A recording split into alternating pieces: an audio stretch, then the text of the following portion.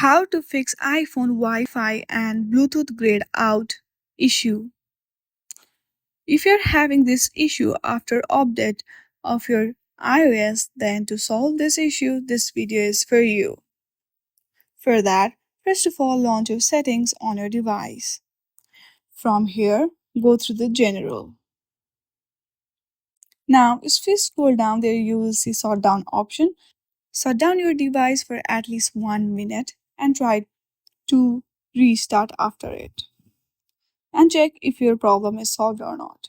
If your problem is still there, then you have to simply reset all of your settings on your device.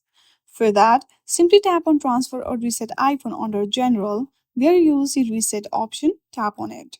From here, hit on the Reset settings and then you are good to go. In this very easy step, you can easily solve iPhone Wi-Fi and Bluetooth grayed out issue. I hope you like this video. If you like this video, then please do not forget to like and subscribe to our channel. Thank you for watching.